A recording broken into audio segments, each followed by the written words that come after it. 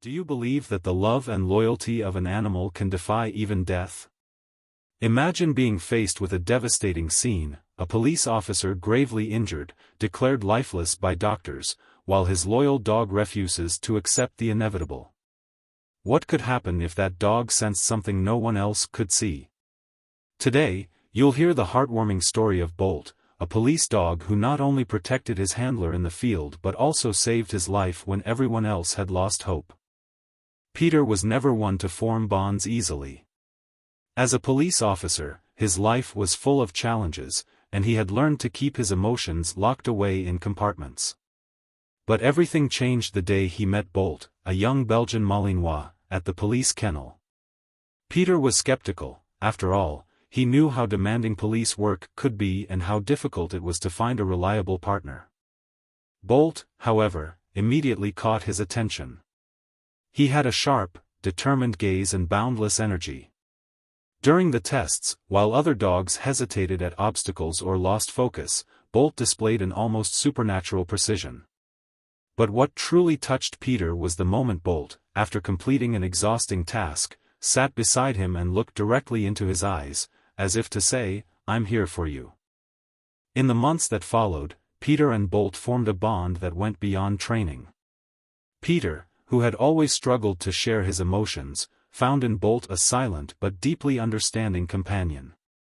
When Peter was frustrated or exhausted after a long day, Bolt seemed to sense it, resting his head on Peter's legs or bringing him a toy to distract him. To Peter, Bolt wasn't just a work partner, he was family.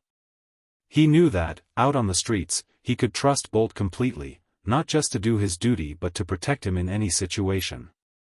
And Bolt, in turn, showed unwavering loyalty, always by Peter's side, ready for any challenge. The night of the ambush carried a tension Peter couldn't ignore. It felt as though something in the warehouse was out of place. The sounds were muffled, the air seemed heavier than usual, and Bolt, his canine partner, was restless.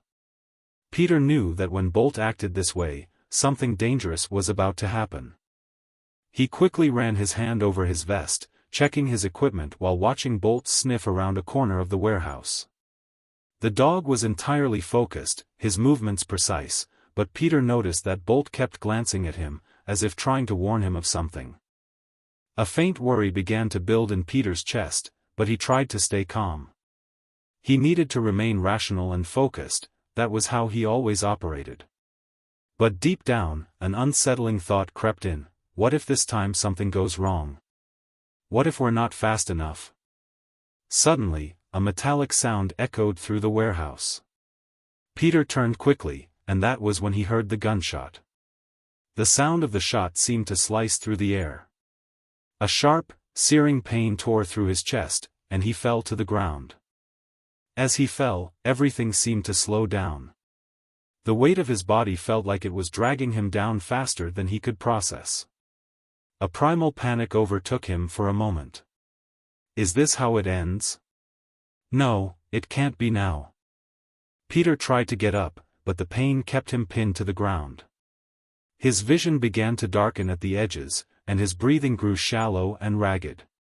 Every breath felt like an enormous effort. He wanted to call for help, but no sound came out. Then he saw Bolt. The dog, just a few meters away, instantly turned toward the sound of the gunshot. Peter could see the change in Bolt's eyes, from alertness to full attack mode. In a heartbeat, Bolt charged forward with all his strength, a fierce growl tearing through the silence. Even in his confusion and pain, Peter felt a flicker of relief. He's protecting me. Bolt reached the shooter before they could fire again, leaping at them with deadly precision. Peter heard the sound of objects crashing, muffled screams, and then silence. He knew Bolt had neutralized the threat, but his focus shifted. He needed to fight to stay conscious, to not give up. Peter felt something warm on his face and, with difficulty, opened his eyes again. It was Bolt. The dog was beside him, urgently licking his face as if trying to wake him up. The sensation of Bolt's snout against his skin brought Peter back to reality, even if only briefly. "Good boy," Peter managed to murmur, his voice barely audible. He extended a trembling hand toward Bolt, touching his head. It was all he could do at that moment. A mix of fear, pain, and gratitude churned in his chest. He knew Bolt wouldn't abandon him, but a part of him was terrified. "Will I survive this?" Bolt continued to make low, almost mournful sounds. He pressed his snout against Peter's chest and looked around, as if calling for help. Peter realized that his loyal companion was fighting alongside him, not just against the enemy but against the despair threatening to engulf them both. As darkness began to take over his vision, Peter let out one final thought: "Please, Bolt, stay with me." The journey to the hospital was marked by silence and tension. Every second felt like an eternity. Peter was unconscious, his life hanging by a thread, and Bolt never left the stretcher's side. His eyes were fixed on Peter, and any attempt to move him away was futile. Upon arrival, the doctors quickly wheeled Peter into the emergency room. Bolt tried to follow them but was stopped by the nurses. He stood still for a few seconds, watching the doors close, then let out a low whimper, almost like a lament. It was as if he instinctively knew something was terribly wrong. While the doctors worked to save Peter, Bolt remained motionless in the hallway.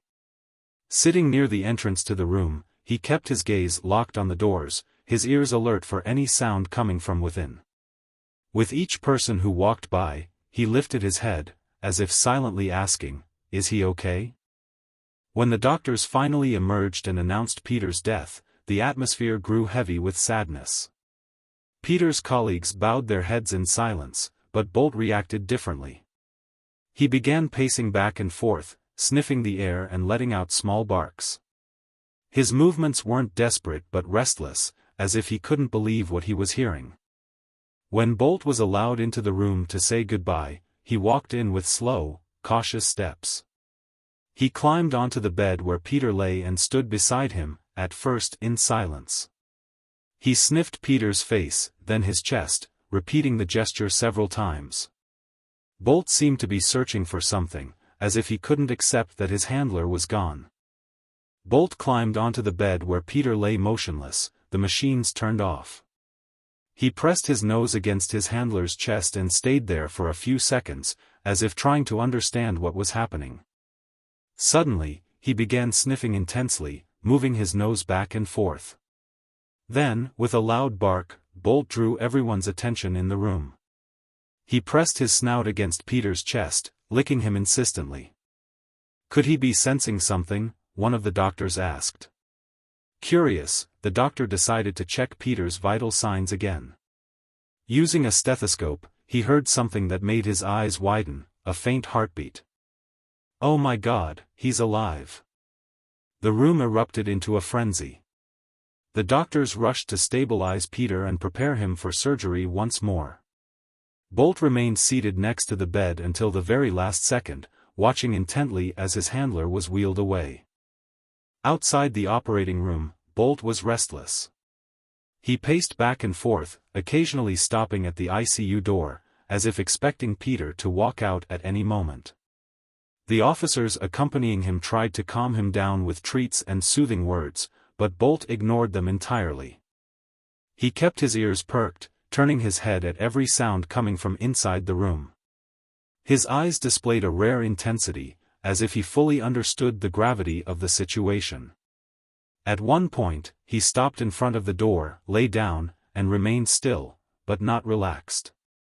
His paws were tense, and he kept his nose pointed toward the gap beneath the door, as if he could smell Peter inside.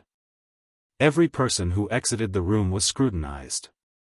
Bolt would immediately stand, sniff the air around them, and, realizing it wasn't Peter, sit back down with a heavy sigh. When the doctors finally emerged, Bolt's heart seemed to race. He perked up his ears and approached with quick steps. One of the doctors, wearing a relieved smile, announced, "He's alive. Still in critical condition, but stable."